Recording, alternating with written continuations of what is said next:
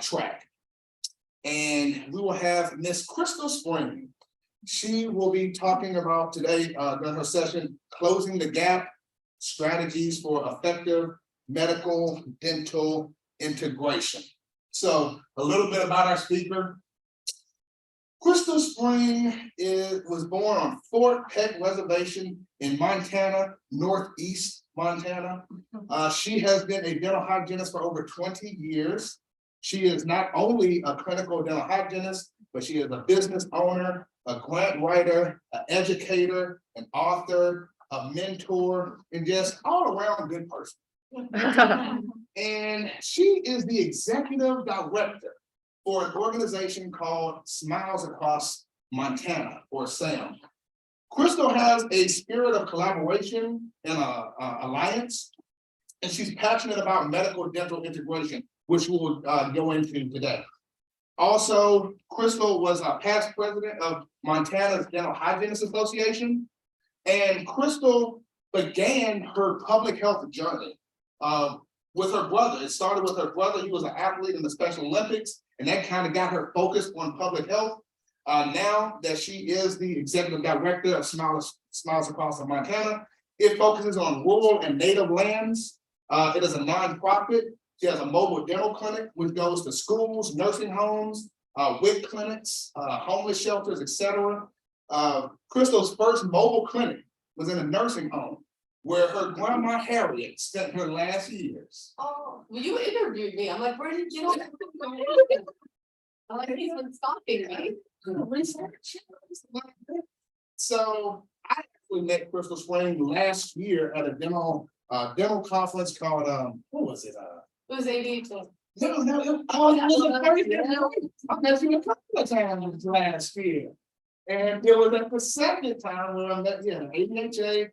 We met and talked a little bit. She worked in Indian country for a while, and so in my position, I'm the dental support center director here at USET. Crystal also worked with the previous dental support center director, and so we ended up talking, meeting at a convention. I got to hear a little bit about her, and very interested. And just you can tell the passion that she has for hygiene and dentistry and helping others. She has a passion to serve, and that really kind of connected with me. I feel the same way. And so today we're going to talk about connecting medical and dental and showing how the mouth is the gateway to the body. Sometimes when we talk about dentistry, we focus on this part, but dentistry is the whole body. I don't know why or when we separated the mouth from the rest of the body, but we got to put it back in there, y'all. Let's put it back in there. And it starts today with this conversation about how we can integrate that in our dental clinic. So please join me in introducing our speaker, Crystal. Hi, I'm Crystal. Yeah, great. Nice to meet you guys. How many of you are in dental? Just so I have an idea. All right, so this is awesome. And the rest of you are kind of in medical, maybe behavioral health. Okay, something like that. Awesome.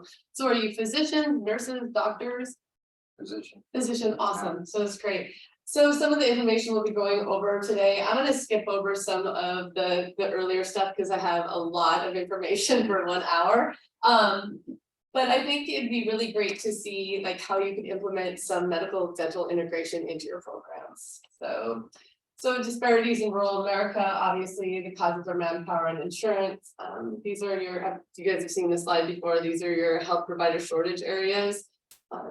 So I'm up here in Montana, it's a little different, like this southern corner even looks to be even more disparate than where we are. So a big thing where we live is geographic isolation. People talk about you should be able to get in to the doctor, you should be able to do all these things, but people just can't. There's so many different reasons. Lack of adequate transportation in Montana. We don't even have like busing systems in most of the towns. And then there is a higher rate of poverty in non-metropolitan areas. So this is the chart that I got. I think what I really got out of here is older adults who are poor or near poor are less likely to have had a dental visit. I think we all know why that is. It has a lot to do with insurance, but then we can take it to the race part of it. Twice as many non-Hispanic, Black, and Hispanic adults aged 65 and over were more likely to have unmet needs for dental care due to cost. And this is another chart also just talking about as people age, the chances of them being a dentalist are higher and higher. So we talk about how important it is to have a regular dental visit, but you think about how many people just aren't going into the dentist regularly. And a lot of this is more people are unable to afford dental care than any other type of healthcare. That is why I started what I do. It's really hard for me. We talk about so for instance, during the pandemic, my hometown lost 2% of its population, 2%. That is huge. We lost 55 people out of like 2,100. That is a huge amount. And a lot of it is if you're living in an area where you don't have access to dental care. A lot of these people were put on ventilators, and you're familiar with ventilator pneumonia. So you're breathing in this air that is dirty over and over again, no clean air, just from your own mouth, and you're getting what's called ventilator pneumonia. I felt a little silly during it because I'm like, take them off of that. Like I'm sitting here, who am I? I'm a dental hygienist in Montana, and I'm screaming like, what are they doing? They're killing people, but it's actually a lot of people from my hometown. So for instance, my cousin, his sister-in-law and father-in-law were both, what happened in our town is they got COVID. They put them on an airplane, flew them to Billings. The sister-in-law came back, the father-in-law didn't. He died in a hospital by himself. And all I can think of is that if his mouth might have been healthy, maybe he'd still be alive. So we're going to be talking about interprofessional collaboration and what that means. I think people, what does that really mean? We should all always be collaborating. You're like, well, obviously your dental professional or dental office should be calling your physician to see if you've had a hip replacement, if you need pre-meds, things like that. But a lot of times that's not going on. I think that we really have to realize we're only getting as thorough care as what we're insisting on at some of these practices. So interprofessional teams, how medical dental integration improves care disparities. So the roles of nurses, nurse practitioners, doctors, dentists, dental hygienists, dental assistants, and in our realm too, like your community healthcare workers. So I'm in the middle of a grant process trying to get community members to get more dental education out into the public. So I'm working with Montana State University Nursing Department. This is our 5th year on a really large grant to change oral health disparities in our state. Medical and dental integration, it starts with you. It starts with all of us. It starts with us really looking at our own health, and that like Leon said earlier, our whole body is connected. Obviously, if you have inflammation in your mouth, you have inflammation all over. It's running through your blood.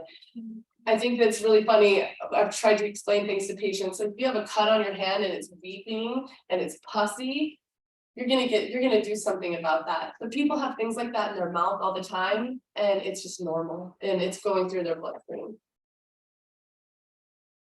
Something that I tell, so I have 17 people who work for my program now. We started with 2, we're up to 17. I'm super, super proud of that. But I talk to them a lot about not cutting corners, not skipping, taking their blood pressure. Just don't skip over anything, because you most likely are the only healthcare provider that patient is going to see. So even in dental, you have to look at yourself as more than a dental provider. You are part of the healthcare team.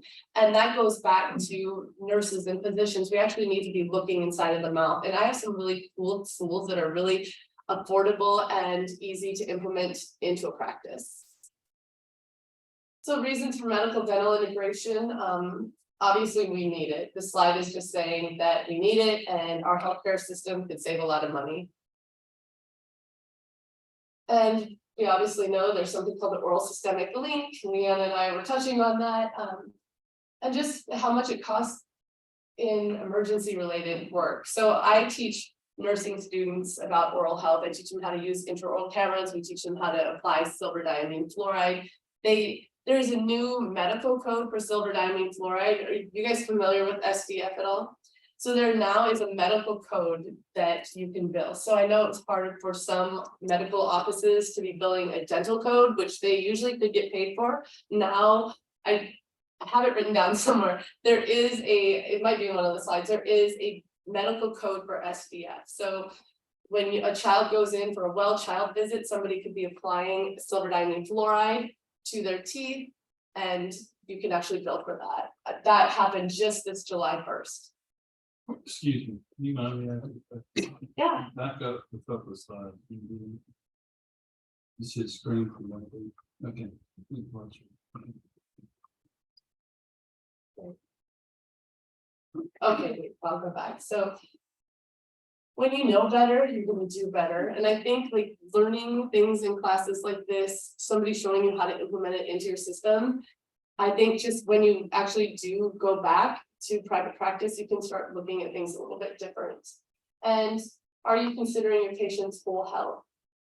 So one of the first things we should be talking about is diabetes. When we're working in Indian country, Native Americans have 14.7% chance of having diabetes. That is twice that of your average white person.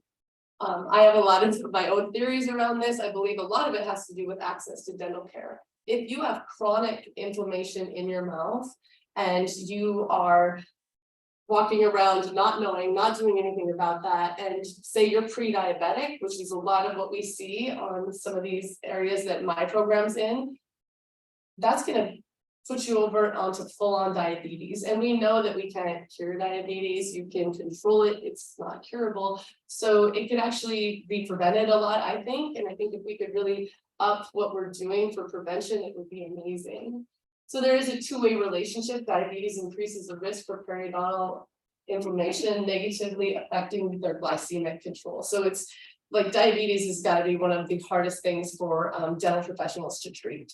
So you see this chronic inflammation, they're like, oh, you're not brushing their teeth. Yes, they're brushing their teeth and flossing, but their diabetes is out of control and vice versa. It keeps affecting. So just a little bit more about different types of diabetes. We see a lot of pre-diabetes in a lot of our children right now, that it's really on a rise, and especially on some of our native programs. So that's always really, really important to me. We actually work with Montana State University Nursing Department. They will come in and we will have access to their A1Cs, their BMIs, and a lot of really, really important information. So in 2018-19, the percentage of adults with diagnosed diabetes was highest among Native Americans. I said it was 14.7, but it's 14.5. So this is really hits home for me. I grew up on the Fort Peck Indian Reservation. This is actually my cousin and his young boy. They're extremely healthy, but when I look at that and I think, wow, how many people in our family have diabetes? Endocarditis is the stuff we should be looking, like the bacteria in your mouth directly affects your heart. Cardiovascular disease is linked to inflammation and infections that oral bacteria can cause. Pregnancy and birth complications. So in our state, Medicaid will help pay for if you're pregnant or right after I think it's about the year, they'll pay the full dental for new and expecting moms. Pneumonia and ventilator pneumonia, we talked about this already. That's really sad to me, because that could just by keeping their mouth clean, like even rinsing a few times a day, you could cut down their chances for ventilator pneumonia dramatically. And you're sitting there thinking, so we've all had family or a loved one who's been in the hospital, in ICU, or was living in a nursing facility. These people are really busy. For some reason, we don't treat them out. We're not even cleaning it out. So HIV and AIDS, these are also things that we're going to see a lot of symptoms from. Osteoporosis. If this is boring for you guys, I just kind of wanted to show what the links were. Alzheimer's disease.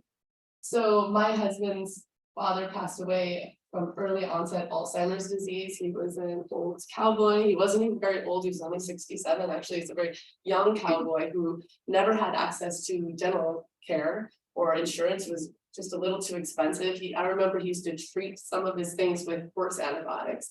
And I really believe that some of that plaque bacteria from these infections, these chronic infections, because it really made no other sense. It wasn't something that anyone else in their family had. He'd been a smoker and had a lot of dental issues. And that one, I wish there was some way I could prove it, but to me, that's how I've always thought about that. Sojourn's disease, so, you know, people with really, really dry mouth, I think like dry mouth makes a perfect environment for this bacteria to just thrive. So the role of dental hygienists in bringing oral health to underserved populations. So dental hygienists and dentists, they're trained as oral health prevention specialists. They should be educating everyone on the oral systemic wound. They are an integral part of the healthcare team, and they should be making referrals and communicating. So I know what we should be doing, and I will touch on what medical should be doing too. I want to start with, I know a lot of you aren't dental providers, but there are things that you should be expecting from your dental provider. I think of back to like even when I was working in private practice, I feel like I was looking at the health history just as a, okay, good, I'm good, I can get started. Instead of, it really is, there's this whole story around a person, and there are reasons why we ask, do you have any diabetes in your family? Are you suffering from this? And a lot of times it's just, okay, you're good to go, we can treat you. If you go to a dental office and they're not saying 4, 3, 4, 6, 8, whatever, if they're not reading off numbers and poking you with the probe, you probably need to go to somewhere else. A lot of people will say, wow, I don't go back there, they were a little too thorough. It's actually really, really important information that you need to have, that they should be looking at. Also, if they're not doing an oral cancer screening, which medical also pays for, a lot of times you can bill for an oral cancer screening in medical and not in dental. So it's really important that our system, I'm gonna not lie here, we haven't been taking temperatures as much lately, but we were always right after COVID, we took a ton of temperatures. When we're with Montana State University, we always have their temperatures. We always take their blood pressure, even these young children. It is really important information to keep track of. We also use pulse oximeters. These things are really, really quick and easy. I think a lot of dental offices don't use them because they're not always working as a team. We have a shortage of dental providers right now, but we have a lot of front desk ladies that could also, or front desk professionals that could be helping with some of these things. Also, our program is actually looking at breathing. We're looking at airway, and that's a huge new market in dental, and it should be in medical also. We're seeing so many different things that we could be doing. If people aren't, if they're snoring at night, if they're mouth breathing. So I'm crazy about this. So I shared a room, not my sister, she wasn't the one snoring last night, but someone was snoring, and it's enough. It's enough to be like, oh my goodness, you're not gonna be healthy. You're snoring, like you're gonna die. That's how it's in my head. And I'm like, oh, but she had a little fun last night. I'm sure that's the only reason she's snoring, but I'm like, oh, she's gonna die. We gotta help her. Because, and so my youngest son, he had his tonsils and adenoids out at a really young age because of snoring, and he has ADD, and he's been diagnosed over and over again. There are different things that you can be doing to correct someone's airway. They do a lot of this through orthodontics and expansion of a palate. Some people not having enough room for their tongue. Your tongue should always be reaching or sitting on the top of your palate all the time. And so you're breathing through your nose instead of your mouth. Like these are all really, really important things that we should actually be looking at in medical also. Some of the tools that we can use in our, that we use, this is what's called a belt scope. I think they're like $2,000, but that unit right there can be used to detect oral cancer. So that's something you could use in a medical setting. So this is actually really cool too. I don't know if you guys have ever seen this. This is called a butterfly scanner, and you can actually like check for like the widowmaker and things like that just in the office. It's like, I think this was only like $2,500 also, and it's you can actually see it on a phone. We tried one for a while, but you do have to have a medical professional to check every screening, and it just didn't work for our program, but I thought it was amazing. So point of care. Yep, you can actually screen them in dental offices. Some big dental offices throughout the country are actually screening for that. They have to work with a medical professional though, they can't, yeah. Are you a physician? Yeah, that's awesome. So point of care, it's the site where medical care is received. So I'm going to tell you, we have portable units. So we have these big stacks of boxes that we like wheel into a school, a nursing facility, different things like that. We have everything that a dental professional would use in the office besides like a big cone beam. It's pretty amazing what you can do in portable right now. It is really important that you're actually looking at Carrie's risk assessment. I didn't know if I'd be talking to more dental professionals or medical professionals, but this is a really important part of what we do. If somebody has a low risk for cavities, that's great. Most of the patients that we see in our school-based programs are high risk.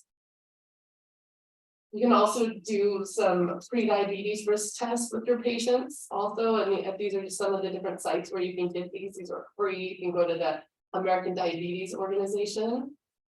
Testing equipment. So a lot of this equipment costs from really minimal to obviously pretty expensive. Different types of testing A1Cs. A lot of dental offices are testing A1Cs for people. And in medical, you might be saying, why would they do that? Well, because we just told you they're not going to any other medical professional during the year. So it is really important that that's being done. I think that we touched on silver diamine fluoride a little bit. I'm going to go and talk to you a little bit about this and what you can be doing in your medical professional also. So it is a colorless liquid. Most of the time, we have 2 different companies that make it in the US. Our approval is only for desensitization in dental. Everywhere else in the world, it is actually to arrest caries.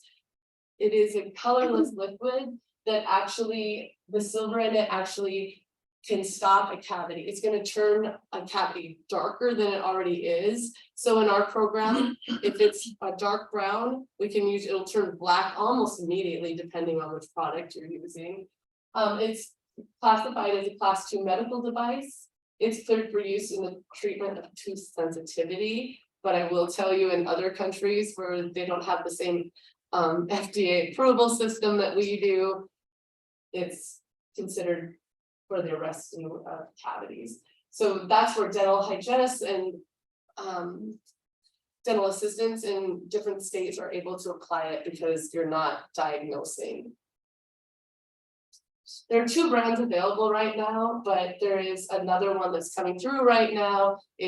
Centrix is coming out with one, but they actually changed the FDA approval and it's being a little hard. It is extremely affordable to apply silver diamine fluoride. I mean, thinking like 10 cents on the dollar or something, it's really affordable. It will provide immediate relief from dental hypersensitivity. A lot of times, so this is a gentleman we saw in a nursing facility. Somebody might have really sensitive teeth, they can't eat or drink anything cold. You could put silver diamine fluoride on it and it will immediately make it so they're not sensitive. It hardens softening dentin, making it more acid and abrasion resistant. And it's not going to stain something that's not a cavity. I think that's really, really important. I think a lot of people are really afraid of getting silver diamine fluoride and anything because they're like, wow, it's going to stain. It's only going to stain cavities. I've had it all over my skin, I mean, like all over, and usually I wash my hands a lot, so they say that it can stick around for 2 weeks. I've never had any traces of it after 2 days, so I think that's good to know.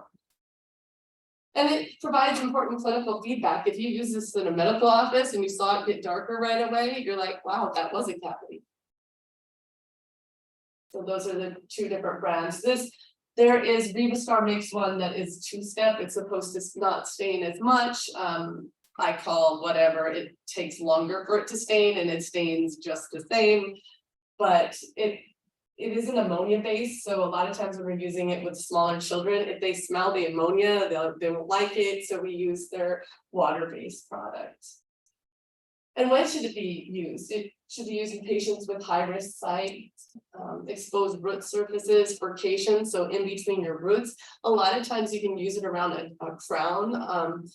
So this is something you could actually go into your dental office and say, like, I have a crown, I'm getting food, bacteria can get underneath the gum line. You can actually put silver diamine fluoride around there and make the tooth stronger, so you're not going to get a cavity and not have to have the crown replaced or the tooth extracted. It's great for deep pits and fissures, food traps, sites that are sensitive to hot and cold. watch spots. So a lot of times you're seeing, this is something that we do a lot for children. We're applying silver diamine fluoride, and a tooth that would have had to have been probably a surgery in a couple years. We can keep these children out of surgery because it becomes hard. And after a couple applications, we can actually either seal over it or just leave it dark until the tooth exfoliates naturally. So all all cavity active patients, so you probably don't know what class 5 decay is, but incipient decay, interproximal decay, like really small cavities, this is great for. Decay close to the pulp. We don't want to get it on the pulp because it burns, but I've done it before and nobody died. So a lot of people are afraid to do that when you have no other choice for a child or an adult that doesn't have access to care. We've had to do a lot of things like that. So this is actually a video. I'm not sure if you guys want to watch it. It's showing how to apply silver diamine fluoride. Okay, you might have to press play on there. Let's see if it does it.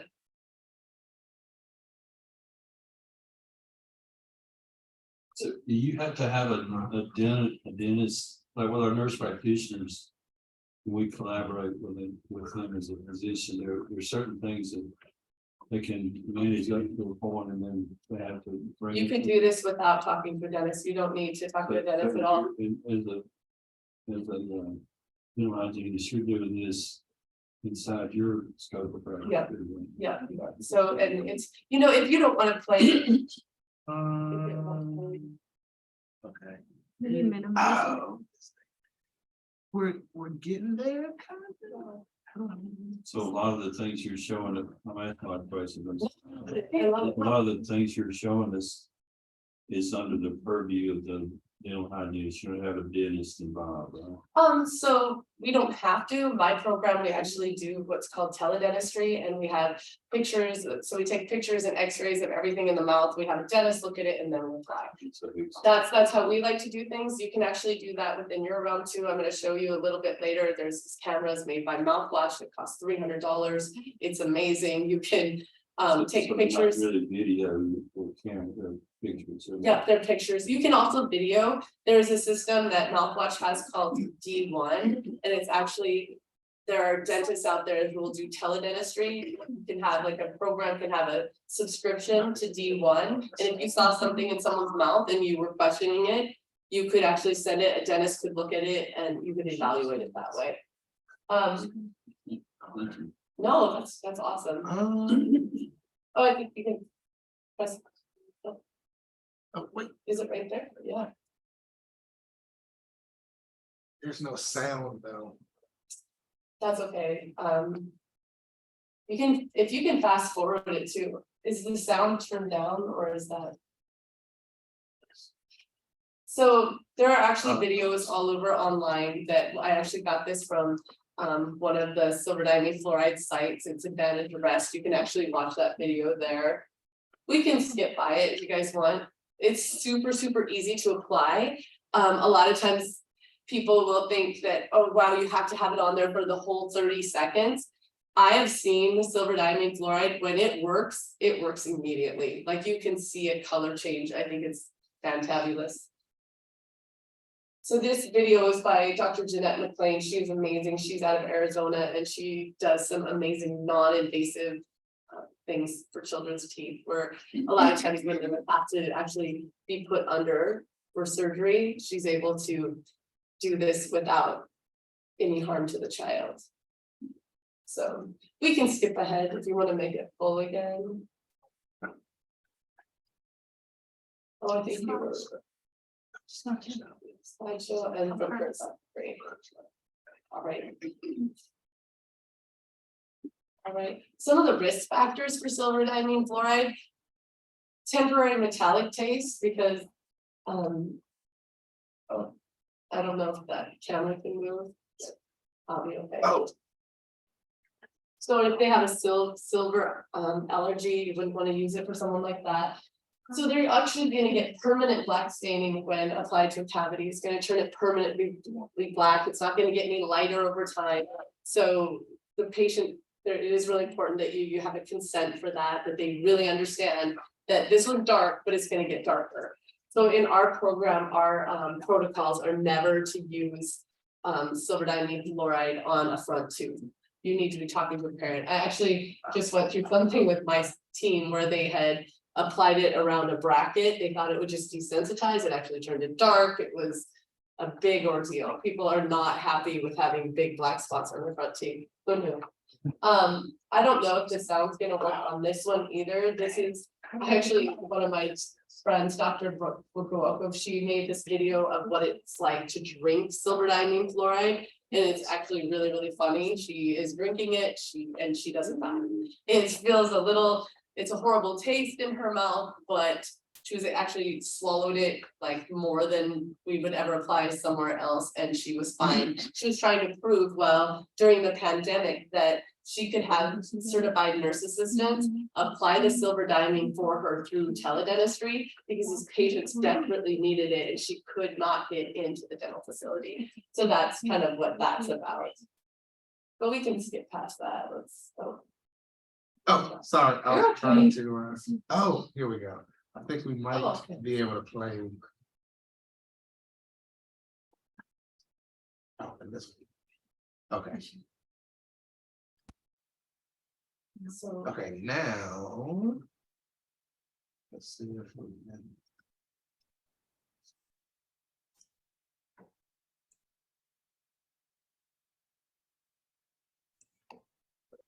Is this supposed to be? And I just want to show you what happens if you do a really bad job That's okay. putting this on yourself. but you can go on to So here's how you Elevate get it now. Advantage Arrest And I see website it. and this is I've a got my fun little video to watch. Like I applicator always here. like people to see And I it dip just it in, so I'll people show you. understand how safe it really is. I can't skip ahead for some reason.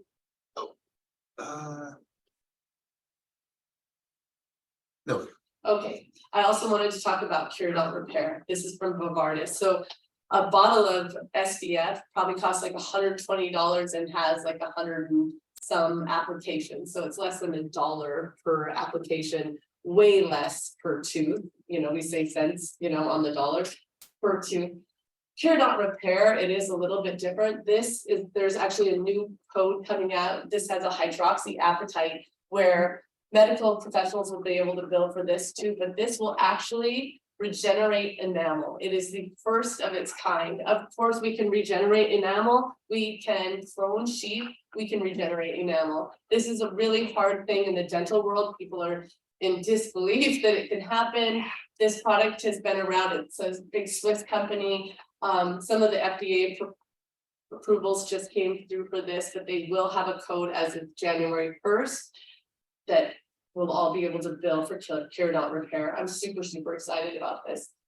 What's the cost? So, oh yeah, so per application is $30. That's what it costs us just for the material. And in dental, that is really high. So we're very, very careful. We use this around a lot of front teeth. It works amazing around, if you guys know what white spot lesions are? White spot lesions are if you have, it's usually you'll see them in front teeth. It's where the tooth first starts to demineralize and it be a little bit whiter than the rest of the tooth. It's before it becomes a full-on cavity. You can actually turn that around because it regenerates. You can't put it in a large hole like you could with silver diamine fluoride. You can, but you're not gonna, it's not gonna regrow that area and fill in the whole hole, but it will fill in areas with this peptide for really small cavities. I think that's amazing. We use it interproximally a lot. I used it on both my boys the other day. They came into our clinic. I was super, super excited.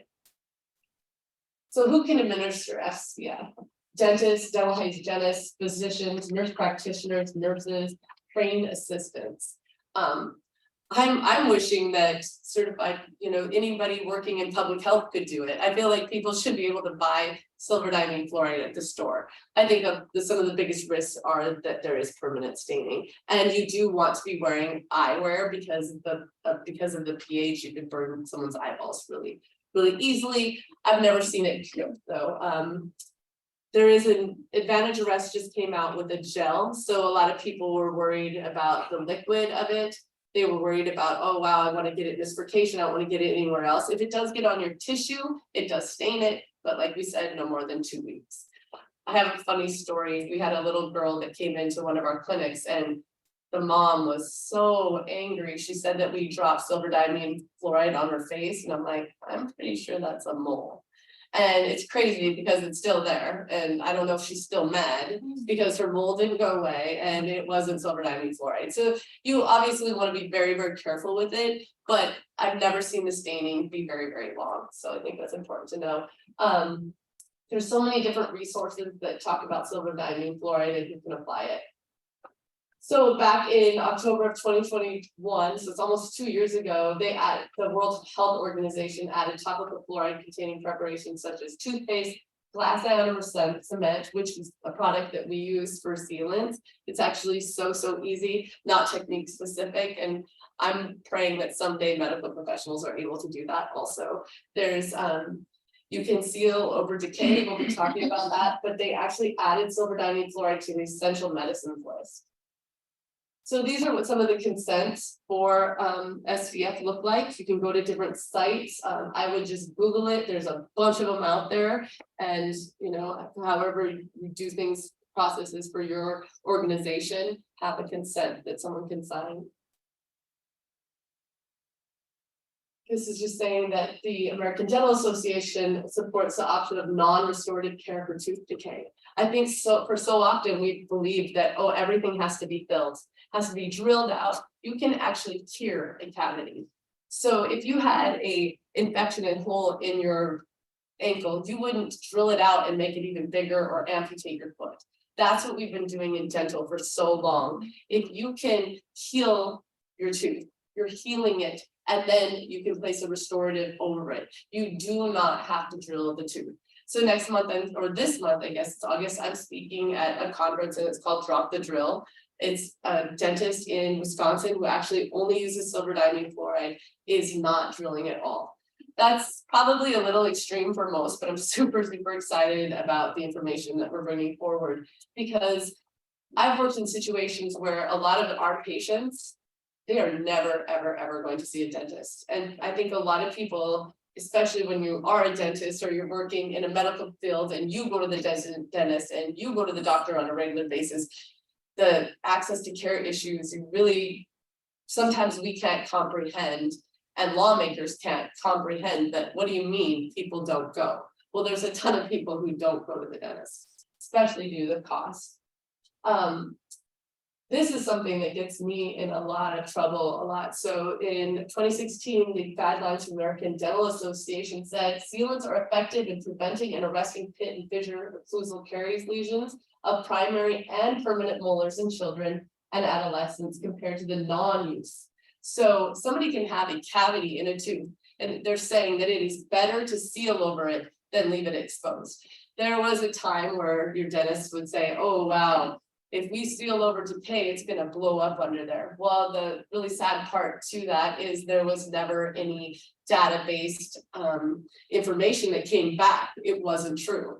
So I've been given a lot of flack about that. They're sealing over decay. It's, you know, teeth are blowing up under there. It's not happening. We've never had a complaint. It was just theories that people had. It is actually better to seal over decay. It's best if you use silver diamine fluoride first and then seal over decay. There are some things called smart fillings where a dentist will use silver diamine fluoride and then they will just take their restorative materials and place a filling over it, and that's it. They did not have to drill. So that's essentially what this dental office in Wisconsin is doing. But I think that's just a different way of thinking. I think even in medical, we're like, oh, I'm so nervous about doing that. I don't want to cause any more trauma, but silver diamine fluoride and these glass ionomer cements, they're just amazing. And our program is saving so many children from having to have surgery. It's unbelievable. So there's everyday solutions. We use a lot of MI paste. These are different dental things. I'm a big fan of Crest. This toothpaste right there is, when we order things, we're always using Crest now because I like their stannous fluoride. It is a lot better for children's teeth than just regular sodium fluoride. And the stannous fluoride, they used to say, would stain around certain restorations, and this one's not. So I think that's good to know. Something else that I'm really big on is probiotics. Probiotics you can buy this at the store. This probiotic, you can actually, healthcare professionals can get a discount. I think I have a code for this, but probiotics can actually kill some of the bacteria that are forming in your mouth. This one has over 60 studies, most probiotics that are on the market. They don't have any studies that have been done on them. This is just talking about the 2 different types of bacteria that it fights against gingivitis, and it's good for bone health. So that's something that I take. There is a code if you want, I think I believe you can get it like at cost if you scan that code if you want it. If you guys want to, you don't have to. So we actually use it in the sulcus. You can use, like, there actually is an oil you can use also, and so dental professionals are doing that to actually help kill that type of bacteria and support the good bacteria. So teledentistry and intraoral cameras. So these cameras, like I said, are $300. And there are some more expensive ones out there. The ones that we use in our practice are about $300. They're from Mouthwatch. These are pictures that we actually took in our clinics. A lot of times you're going to see this, the silver crowns, and people think, oh, it's been crowned, it's fine. No, it is. You can see in this picture over there, that is a huge abscess under the crown. We see them all the time. A lot of times children are put under, and all 4 quads are worked on at once because they were put under, and you're thinking, I don't want to do that again. And they just really can't test the bite. A lot of times these kids will wake up with more dental fear than they would have ever had from having treatment done in an office, even having injections, because they went to sleep and they woke up with 4 quads of silver teeth that now every time they bite is kind of impinging on their tissue. It just drives me super, super crazy. This is one of our patients. It was a cancer patient. He was 8 years old, and their plaque becomes, his mouth is really dry from the drugs that he's taking, and that plaque is so sticky. I love that we can actually send these pictures and show them to a dentist and give these kids the help that they do need. So this is some information on our program and how we're working together with Montana State University Nursing Department. I go into their classrooms and we teach them how to use these cameras. When I was in school, we made everything so hard. I remember thinking like, wow, it's really, I think we had to spend a week learning how to move a mirror around and look in someone's mouth. And I give these girls or students a camera and they're using it within minutes. You're like, it's amazing. So these are actually 2 nursing students. They were just in clinic one day and I'm like, here, like, you're not doing anything, why don't you try these cameras? And ever since then we've been having them help us with that. So these are our actual clinics. We come in, they're doing blood pressures, we do heights, we do weights. So medical dental integration, it's going to improve care disparities. And like we said earlier, often you're the only provider that sees a patient. And there's just never going to be enough dental providers to do the work. Dental school, believe it or not, is even more expensive than medical school right now. It's one of the most expensive professions out there. I think that is just absolutely disgusting. We need way more dental professionals. So working together to eliminate oral health disparities is what we need to be able to change the game. So we talked about teledentistry and intraoral cameras. So when we're talking about breathing, you can look up what's called a Mallampati score. That's something you can be recording. It's how much room you have in the back of your throat. Also, we record both Mallampati score and tonsil grade in our clinics. A lot of times we don't have anyone to refer this patient to, but at least we talk to their parents about it. There's something, speech pathologists, myofunctional specialists. These are all people who can help to get these children either to have like a deep tongue tie removed or have some type of expander place where they can actually start breathing right. And you can record oral cancer. I think that's something that would be really, really helpful in the medical profession, because a lot of times you're going to see something in someone's mouth. And if you're not a dental professional, a lot of times it's hard to know what is this, because you're not a dentist. So I actually we were in a nursing facility and another dental hygienist, like she saw something in someone's mouth and I was like, wow, I can't believe you don't know what this is. It wasn't oral cancer, it was food, but she'd never seen somebody with such a dry vestibule. So a lot of people in nursing facilities where they have no saliva secretion, it looks different than anything you've ever seen. So I think that's a really important thing to note. We're not saying, oh, you don't know, but it's always good to have another set of eyes on something or to record it. Was it like this last time? So physicians need a better way to refer to dentists. So teledentistry using these intraoral cameras is going to help with that a lot. Truly integrated care will require that we're using intraoral cameras. Integrated care requires better communication between medical and dental settings. Oral health and systemic disease are connected. The respective healthcare providers need to be connected to. So a lot of times, even in the dental offices that I've worked in, you know someone has a health concern, but you're so busy, you're not making those calls. It's really important. I'm always urging dental professionals, like, make friends with the front desk person.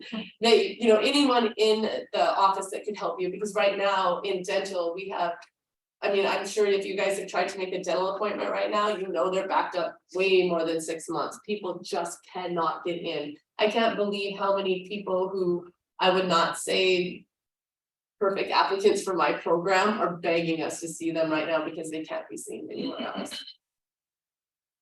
So a lot of thinking is, I'm not a doctor, I'm not a nurse, I'm not a dentist, you know, it's not my place, but this is something that we're talking about in dental a lot too. You know, a lot of dental hygienists throughout the nation and dentists are able to do vaccinations. Vaccinating for HPV is really, really important. We're some of the frontline people looking at HPV. So I don't think it's that weird if you go to the dentist and they're saying, hey, where are you on your vaccinations? Especially around 9 to 11 is when you want to be getting your first the Gardasil shots. So I got those for both my boys, and I'm so happy that I was able to do that. So 36 states allow dental hygienists to perform some services such as applying fluoride and sealants without the authorization of a dentist. It's called direct access. I think that a lot of tribal programs this could be really amazing for, but it's also, you know, with the use of teledentistry, you can have direct access. You don't need direct access. So this is dental hygiene scope of practice, and again, I thought I'd have some more dental professionals, so I'll just skip through that.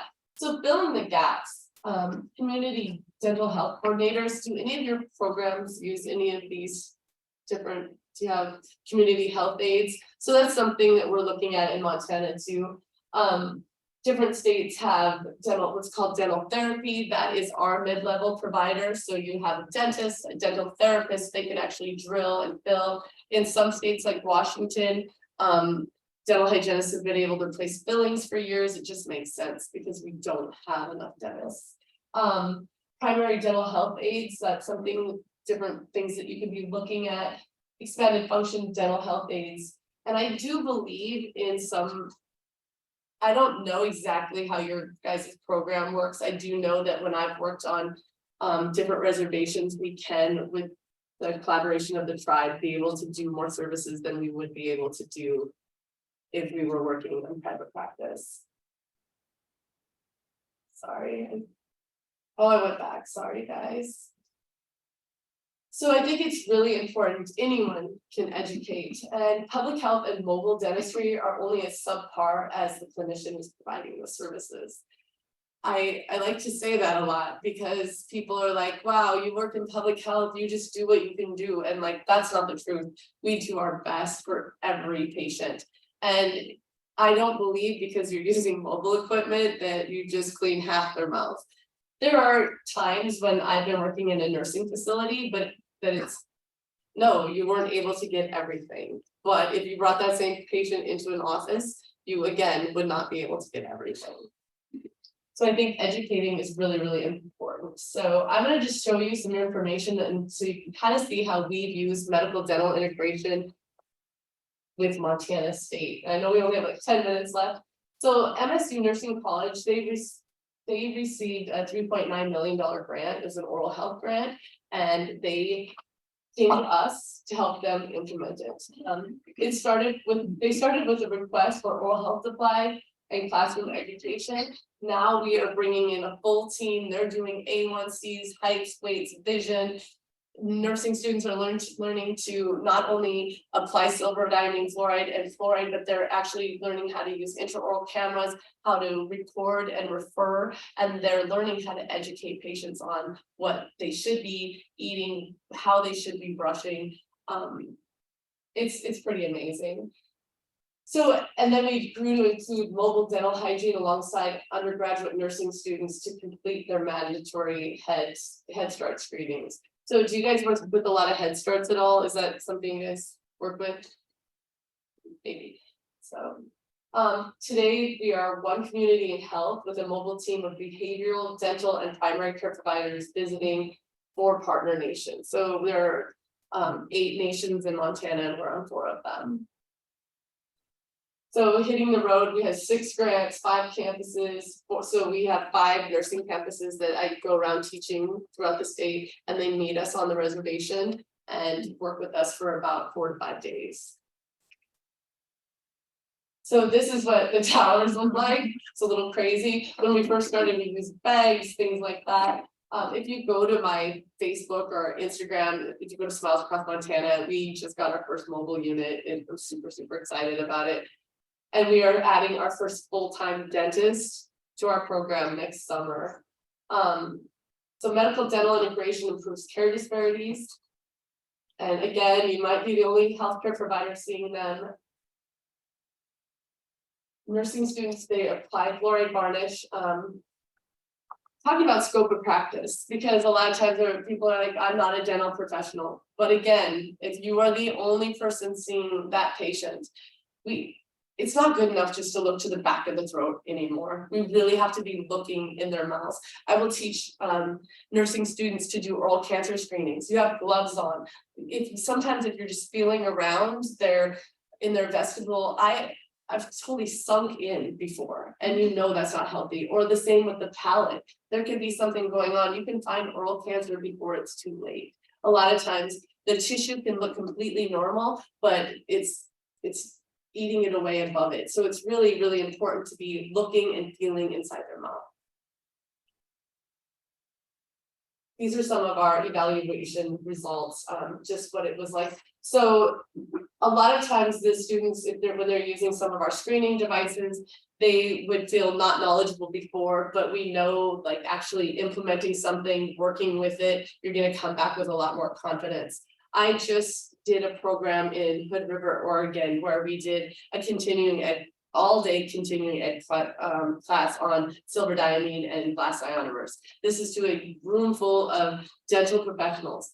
The next day we went into their practice with them, and you wouldn't have believed how hard it was for people to implement something new. They're like, oh, I don't know when we've used this. So like, I mean, actually one of the dentists actually started crying. She felt so bad. We're like, no, this is awesome for you. Now you can be the pediatric dentist because you don't have to put someone under. You can actually use silver diamine fluoride. But that to me, that whole behavioral change, that it was so hard someone to change the way they think about something, where normally they would have numbed the patient up and drilled away half the tooth. We were just asking them to trust us, and you're gonna apply silver diamine fluoride. It's gonna take about a minute. You're gonna have them back in a few weeks, do it again, and hopefully not have to drill away very much of the tooth. So that's the cool part. I know Dr. Kammer, he is like drop the drill completely. I don't have a problem with the drill. I just think whenever you take away half a tooth, you lose the integrity of that tooth, and then the person needs a crown, and then they end up needing an implant, and it's just a vicious cycle. So these are just where some of our untreated caries rates have went throughout the years. These are the dental referrals. You can see that we had some trouble during the pandemic. We could barely get anyone seen. Our program for the grant that we're working on, we actually track all of our referrals and how quickly they are seen. So average time in days to complete a dental treatment by year. So you can see it was really bad when we first started. We had some kids, like one kid just ruined like the whole project because we could not get this kid into the dentist. And we're like, we need this data to look so much better than this, because we were working our butts off. But we finally got some of those kinks worked out, and you can see like the average time is about 74 days. But still, you said they have a cavity, and the average time to get that treated is about 74 days. That's a really long time.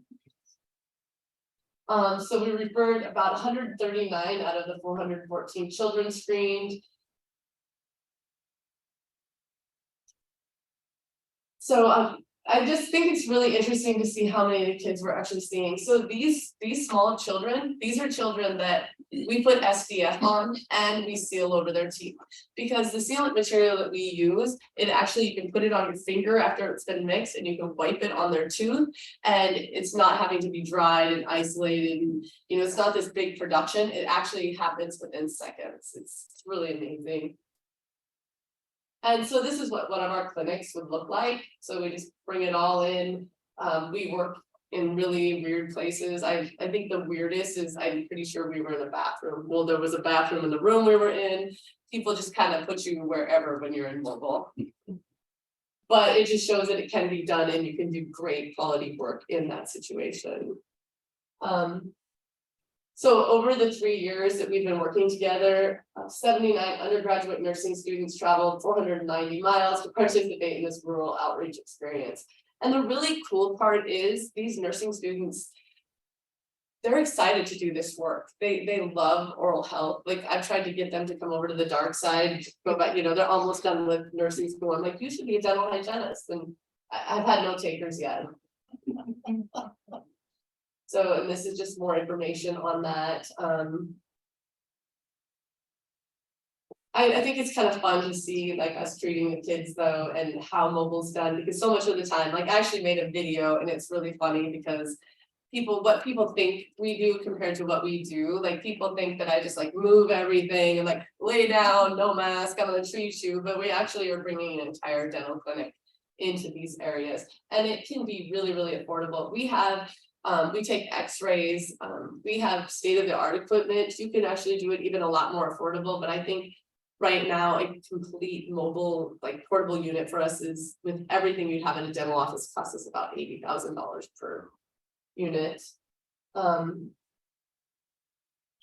Interprofessional mobile outreach to high priority rural settings is an example of team-based care relevant to contemporary healthcare models. So I think that this is something that is actually really, really doable. If we can do it through the university, and I'll tell you, that is a lot. We had to change curriculum, all kinds of things. If we can do it through the university, you can do it in your programs.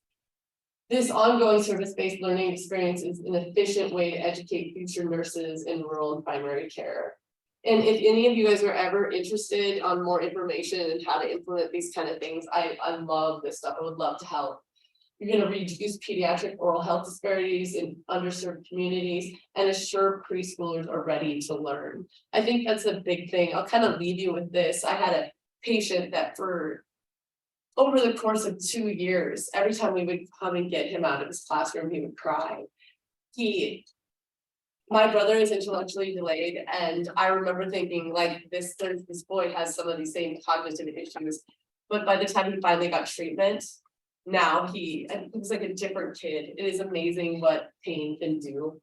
Some more information. One of my hygienist daughters, I just love that picture. And if your dream job isn't out there, you can create it. That's what I did. And also the people who are crazy enough to think they can change the world are the people who do. That could be you. And this is my contact information if anybody wants that. You can reach out to me at either of those emails, and I would love to collaborate on anything. And we're done. And I made it. It's rain time. I got Mr. President. I talked so fast. And he asked questions and we still made it. So thank you so much. Questions are so good. Yeah, does anyone have any questions for Crystal? So in terms of the frequency of the SDF. Yeah, so you do it every 6 months. So you can do it every 6 months. You can, and so a lot of times that's what we have to do. So our program, so continuity of care is really, really important, but we see the patients every 3 months. And so we don't get to, so they recommend you do it once and then you do it again in a couple weeks. And then a couple weeks after that, they usually say that 3 applications is enough to have it as hard as it would be. They seem to be changing things all the time, but it is amazing.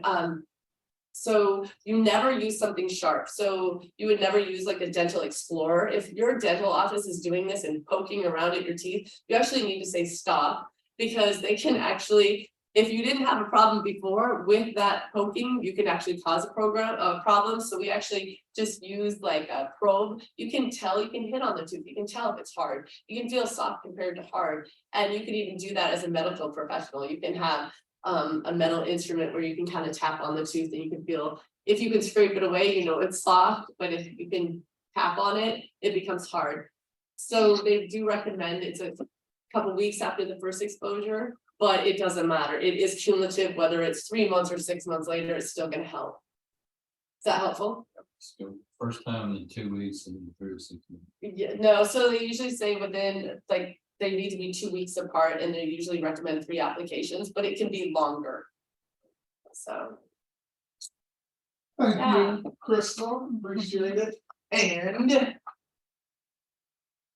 Oh, thank you all for, oh, sorry. or thank you, Crystal, for this great session. We appreciate it, and we here at USET would like to give you a thank you Thank you. for your presentation. Also, if you do want to Google Crystal, you know, you can Google her name. She has her contact information here, but if you do Google, you might want to put in Crystal Spring RDH. If you just put in Crystal Spring, some water will come on. Oh. Crystal Spring, very great. I learned a lot about Crystal Spring. So, yeah, I bet that happens to you every time. Oh, thanks Yes, thank so you. much. Thanks for And having me. also, please tell us what you think. Please complete the evaluation that will be emailed to you at the end of the session. The more evaluations that you fill out, the more times your name gets entered to win a raffle prize. So, also, like I told you all earlier, my name is Leon Roberts. I'm the Dental Support Center Director for here at USET. I have some cards here in the front and in the back of the room as you leave out.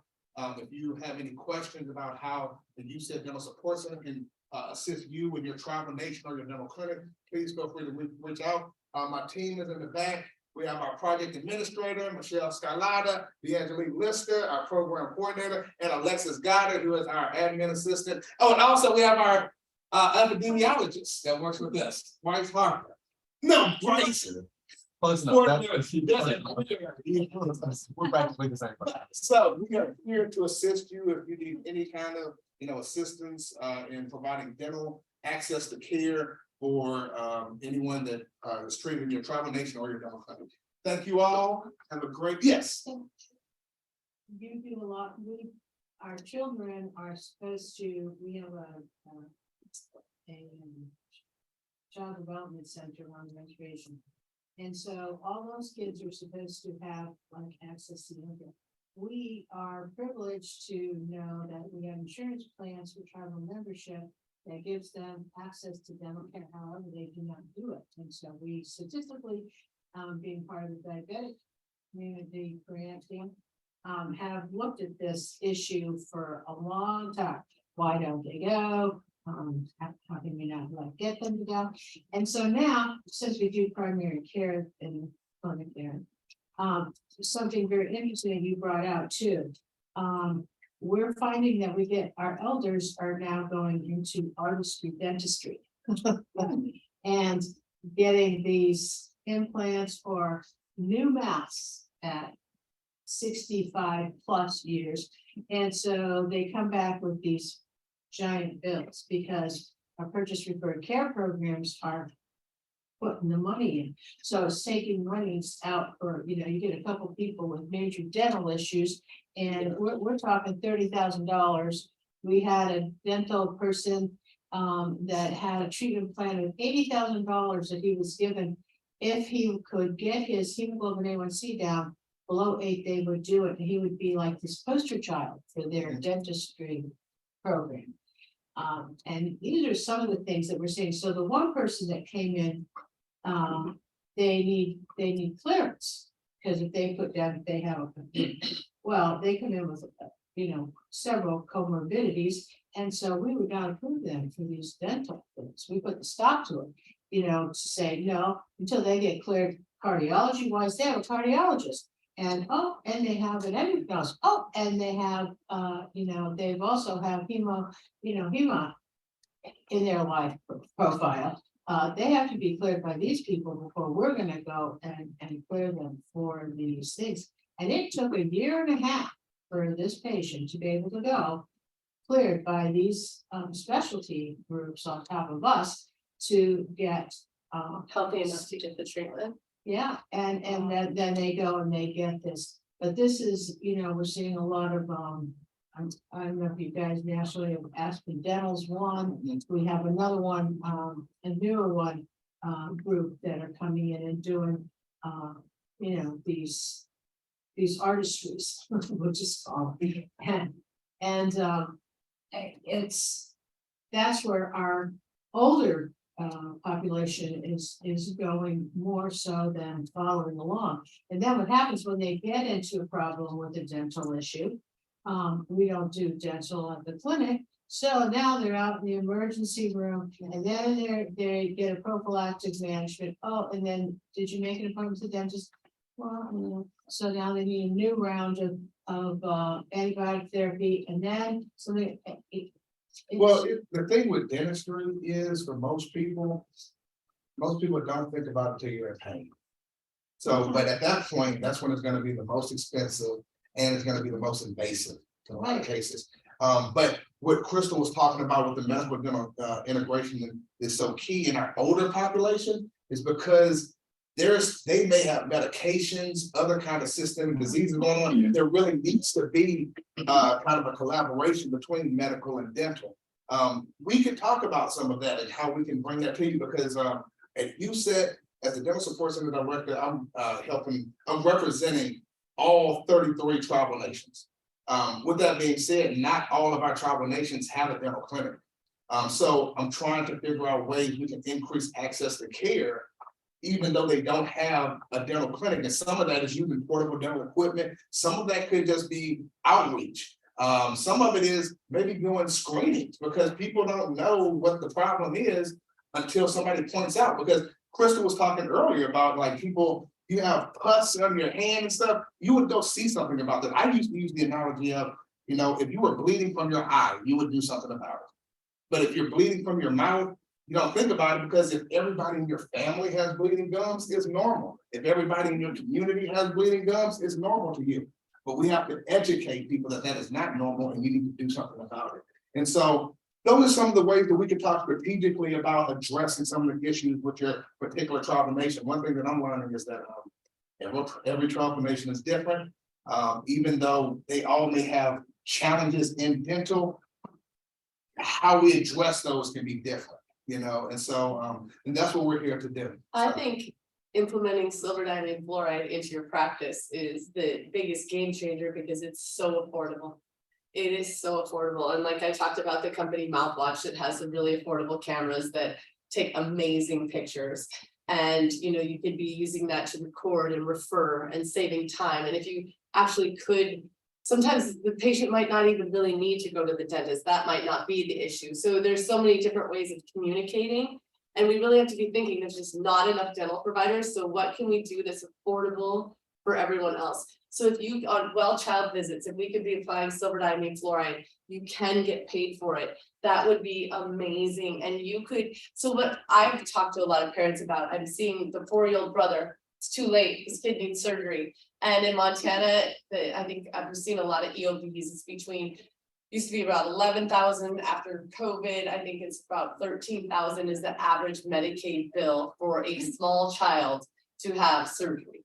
So they put them all out, they wake up with all the crowns, which you can actually do those crowns without putting someone under if you use silver diamine fluoride and you use a different kind of cement and you just place it on there. Anyone could do this, but well, no, not anyone, you have to be a dentist, but it's really, really quick and easy, and we should be using things that are quick and easy and affordable.